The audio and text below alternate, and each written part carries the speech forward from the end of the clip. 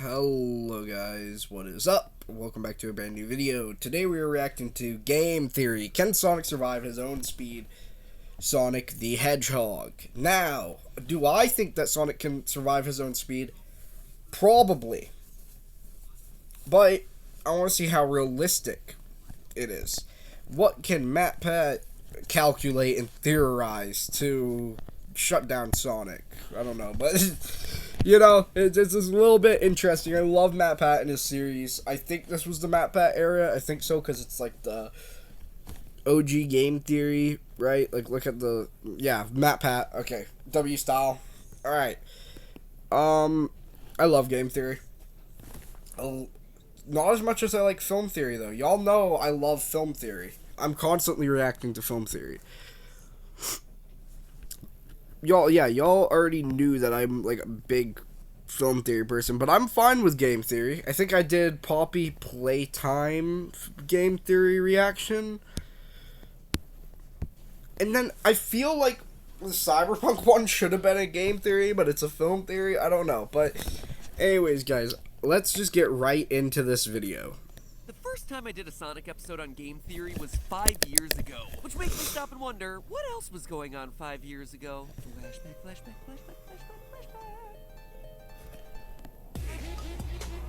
Yup.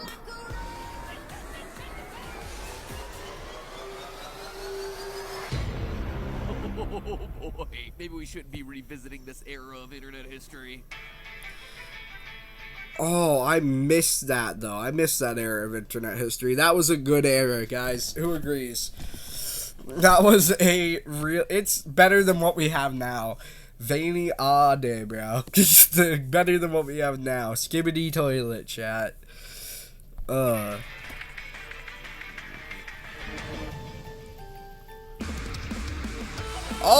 yeah, there we go.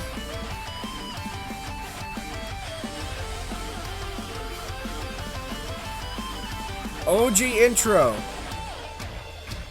Hello, Internet. Welcome to Game Theory. Where between all the Nintendo, FNAF, Doki Doki, Fortnite, and loot boxes, I thought we needed a dose of our favorite blue hedgehog. Now, a few months ago, I got a special request for a theory about the physics of Sonic the Hedgehog's running ability from Dominic, an awesome member of the theorist community who I met through the Make-A-Wish Foundation and who you may remember as the voice of the internet from the Mario How Deadly is the Bomb episode. Anything you want to say here, Dominic? Make sure to subscribe to the Game Theorist, and mainly for Austin, he's my favorite. Last time I did a video on the physics of Sonic, this channel had less than 50,000 subscribers. And now last month, we just crossed 10 million. Which means that by the time we do another Sonic physics theory, it's gonna be around 20 million. Hopefully. Maybe. Assuming YouTube doesn't implode on itself, gaming channels don't get demonetized to death, I don't do anything horrendous to offend everyone, and the video game industry resists the urge to make every single game a battle royale style game with absolutely zero plot. So basically, never... For real. No, as long as that doesn't happen, chat. Hopefully, right. I could do this for like another 10 years. Hopefully nothing happens to YouTube. Happen, but you know what? That's probably for the best, because just think of all the disturbing Sonic fan art 20 million theorists could generate. Flash forward.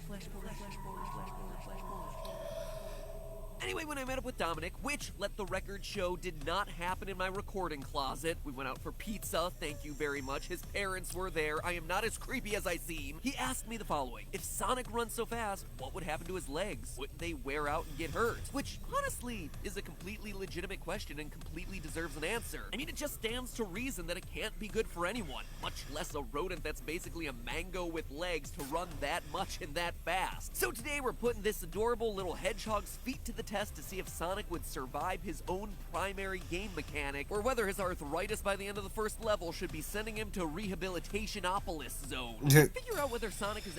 Yeah, no, it's weird because I've actually thought about that. It's like, how could he run so fast without his legs, like, literally giving out on him?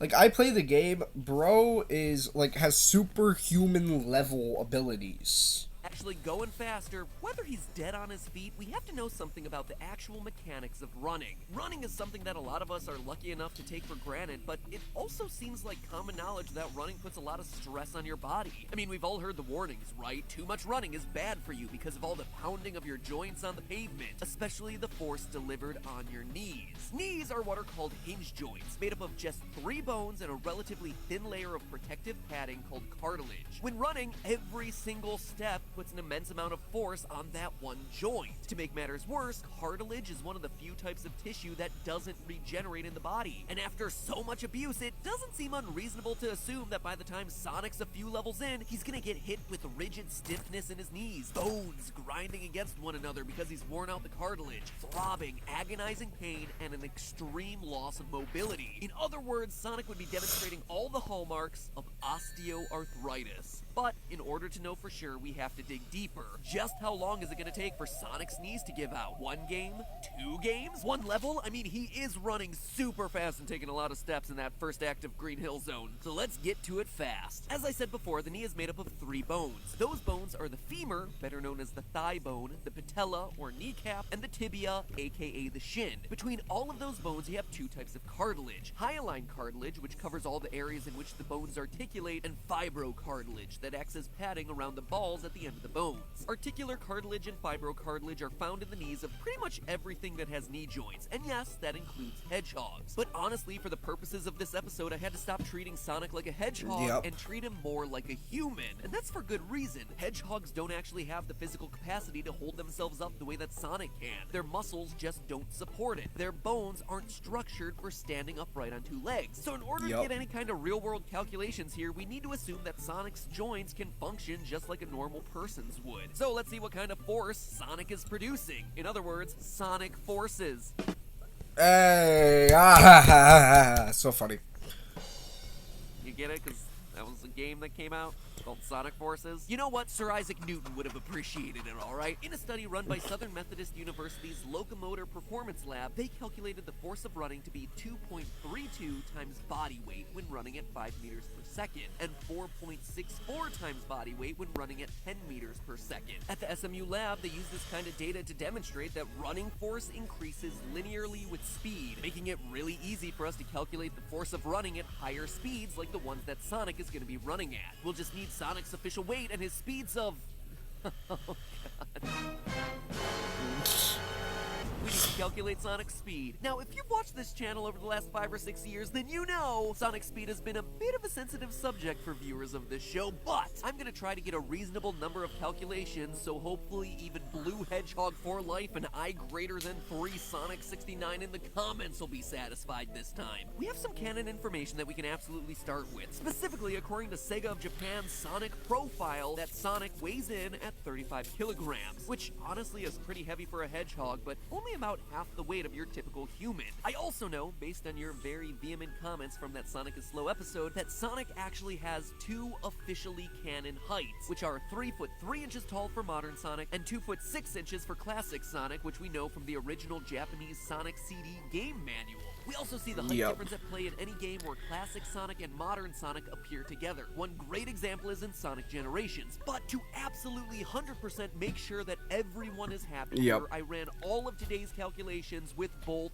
measurements. Now, to calculate Sonic's speed, I translated his canon height into pixel measurements, so I could then get a pixel to centimeter ratio for each of 3 separate Sonic games: Sonic 1, Sonic 2, and Sonic Mania. And yes, technically all 3 of these should be classic Sonic heights, but again, I wanted to be thorough here. This is important because I wanted to not only establish just a single Sonic speed, but his speed in the specific context of the game that he's in at any given point in time. So using all of this overwrought logic and the different heights and the different pixel measurements from across all of these different games, you get a shockingly wide range of speeds. Our lowest speed is short Sonic from Sonic 1 taking a brisk basic level jog, 7.13 meters per second or just under 16 miles per hour. And our fastest speed is tall Sonic in Sonic 2 at a whopping 24.8 meters per second or 55.4 miles per hour top speed, where I guess he decided he really did want to go somewhat fast, or at least around the speed limit of a highway. For Sonic Mania, I even went so far as to calculate individual speeds for his different boosts and special items, so I calculated everything from no-shoe Sonics to Sonics and speed shoes to Sonics on speed boosters and even coming off of springs. And despite running that whole gamut, Sonic Mania speed still mostly clocked in the middle, with the slowest being no-shoe Sonic at 17 miles per hour and the fastest being spring-loaded Sonic at 44 miles per hour. Plugging in the top and bottom of our speed ranges here to calculate the type of forces that we could expect upon impact, we're looking at 115 newtons to 402 newtons on each leg as it's striking the ground.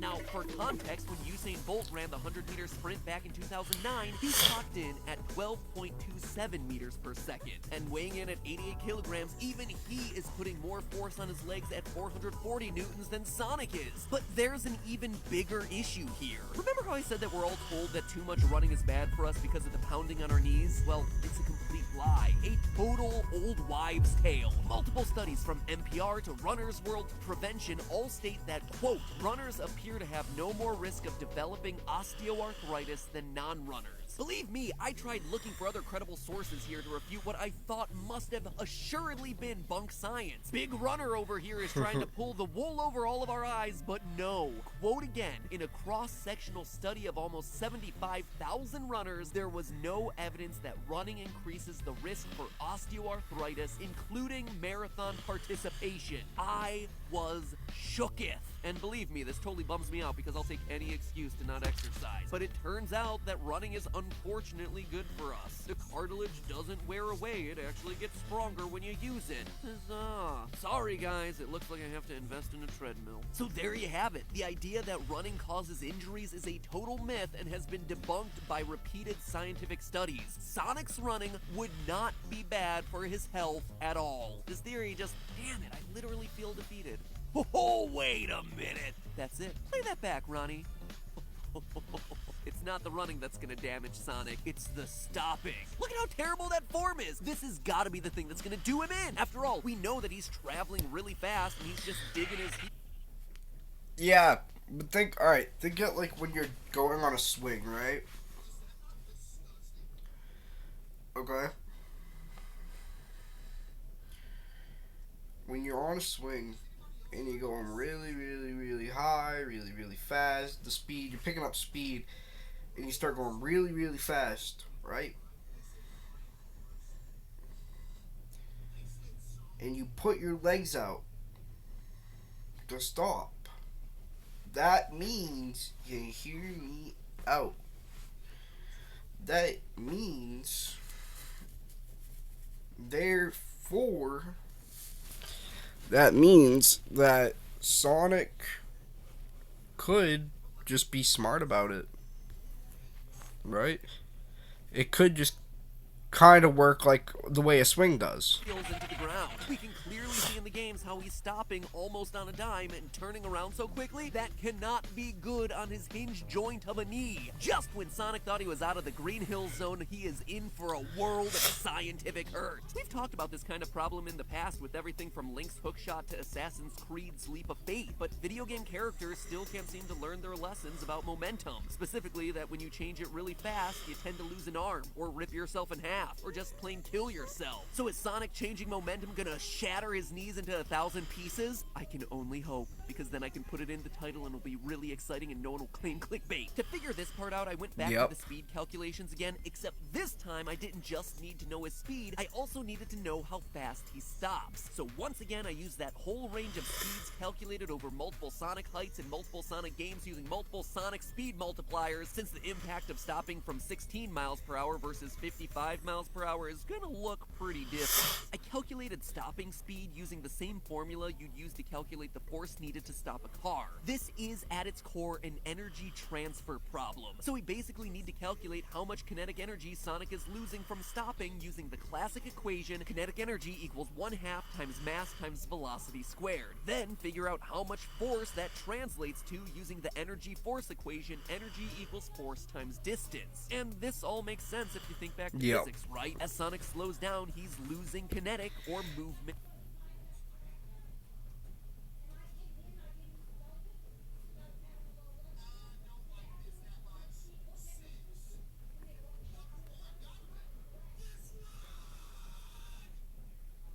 There we go.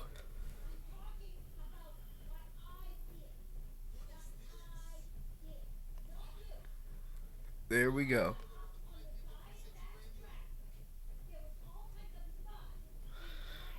Game theory, can Sonic survive his own speed? Sonic the Hedgehog. Okay, so he can survive his own speed. It's the stopping. Basically, is what Matt Pat is trying to prove here. Kinetic energy, mass, velocity, all that. Energy equals force, distance. Okay. I see what is he getting to. Energy, but remember that energy can't be destroyed, so it has to go somewhere. In this case, to stop quickly, Sonic is going to have to be losing a lot of energy fast, which means that his legs are going to have to take a big impact to get that kinetic energy to drop to 0. It's not really hard math because we have all the numbers that we need. It's just that I did a lot of permutations across all 3 games, 2 Sonic heights, and then all those speed boosts. So this is a little slideshow I put together of me running all those calculations. Oh, it's so exciting. This is me and Steph doing 1/2 MV squared in Sonic 1 for Short Sonic. And this is me and Steph doing 1/2 MV squared for Short Sonic and Sonic 2. And this is me doing solo 1/2 MV squared for Short Sonic and Sonic and Knuckles. And this is us just 1/2 MV squaring it up. And a few more slides.